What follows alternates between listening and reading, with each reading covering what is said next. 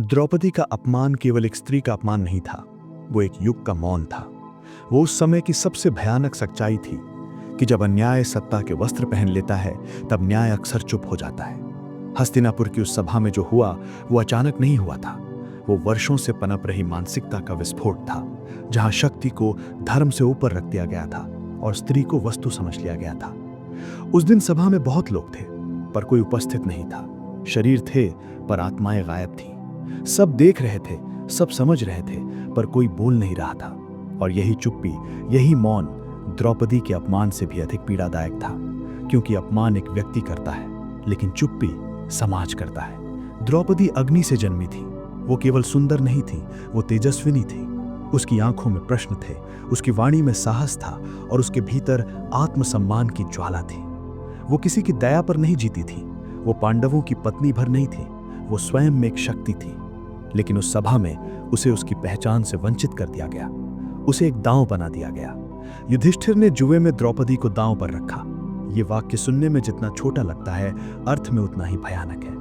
एक स्त्री जो स्वयं निर्णय लेने में सक्षम थी, जिसे कोई अधिकार नहीं था, उसे किसी और की हार का परिणाम बना दिया गया। और सबसे खतरनाक बात यह नहीं थी कि युधिष्ठिर ने ऐसा किया।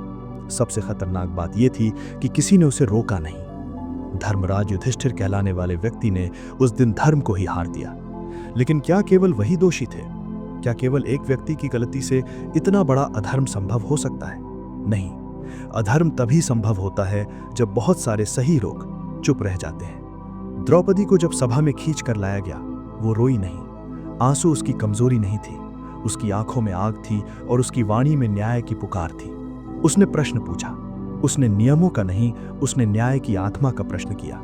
उसने पूछा कि क्या युधिष्ठिर ने पहले स्वयं को हारा था या मुझे? ये प्रश्न केवल कानूनी नहीं था, ये नैतिक था। ये उस पूरी सभा के चरित्र पर प्रश्न था। लेकिन जवाब में उसे मिला मौन। भीष्म वहां थे, जीवन भर धर्म की बातें करने वाले भीष्म, जिन्होंने राजाओं को रास्ता दिखाया था, जिन्होंने सत्य की रक्षा की शपथ ली थी। लेकिन उस दिन भीष्म ने कहा, धर्म सूक्ष्म है। और यही वाक्य इतिहास का सबसे बड़ा बहाना बन गया। जब भी सच बोलना कठिन होता है, तब हम उसे जटिल कहकर टाल देते हैं। द्रोण वहां थे, गुरु द्रोण, जिन्होंने अर्जुन को श्रेष्ठ बनाया था, जिन्होंने शास्त्र और शस्त्र दोनों सिखाए थे।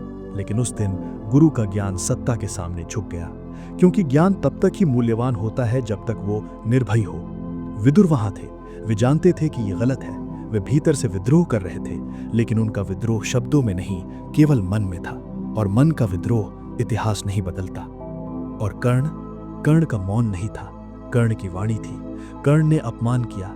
वो कर्ण जिसने स्वयं जीवन भर अपमान झेला था, उसी ने सबसे अधिक कठोर शब्द बोले।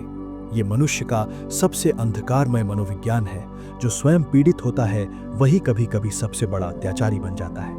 दुशासन ने जब द्रौपदी के वस्त्र खींचे, तब वो केवल एक स्त्री के वस्त्र नहीं खींच रहा था, वो मानवता को नंगा कर रहा था। और उस क्षण पूरी सभा में केवल एक ही व्यक्ति धर्म पर खड़ा था, द्रौपदी स्वयं।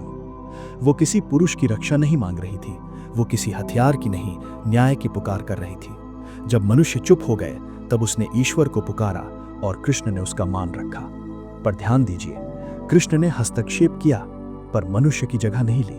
क्योंकि अगर हर बार ईश्वर को ही उतरना पड़े, तो मनुष्य होने का अर्थ ही क्या रह जाता है? कृष्ण ने वस्त्र बढ़ाए, लेकिन मौन नहीं तोड़ा। मौन मनुष्यों को ही तोड़ना था, और उस मौन का मूल्य चुकाना पड़ा।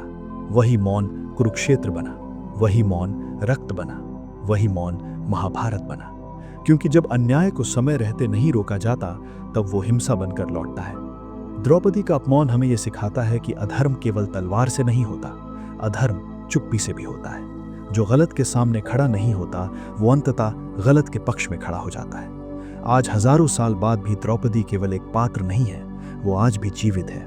वो किसी ऑफिस में है जहां उसका सम्मान छीना जाता है, वो किसी घर में है जहां उसकी आवाज को दबा दिया जाता है, वो किसी कोर्ट में है जहां न्याय तारीखों में खो जाता है, वो किसी सड़क पर है जहां लोग वीडियो बनाते हैं, मदद नहीं करते।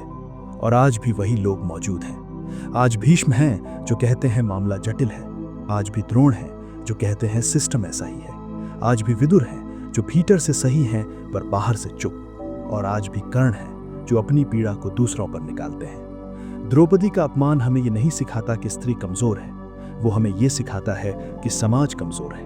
वो समाज जो अन्याय के समय मौन चुनता है। धर्म का पतन तब नहीं होता जब अधर्मी जीतता है, धर्म का पतन तब होता है जब धर्म बोलना बंद कर देता है। अंतरयात्रा का उद्देश्य कहानी सुनाना नहीं है, अंतरयात्रा का उद्देश्य आईना दिखाना है। ये पूछना है कि अगर आज वही सभा लगे तो आप कहाँ खड़े होंगे? क्या आप द्रौपदी बनेंगे जो प्रश्न करेगी, या भीष्म बनेंगे जो धर्म को जटिल कहेगा, या विदुर बनेंगे जो सही होकर भी चुप रहेगा? क्योंकि इतिहास केवल दुर्योधन को याद नहीं रखता, इतिहास चुप रहने वालों को भी नहीं भूलता। द्रौपदी आज भी खड़ी है, उस सभा में नहीं, हमारे भीतर, और वो आज भी वही प्रश्न पूछ रही है। जब मेरा अपमान हो रहा था, तुम चुप क्यों थे? यही मौन अंतरयात्रा है, और यही मौन आपको बदलने आया है।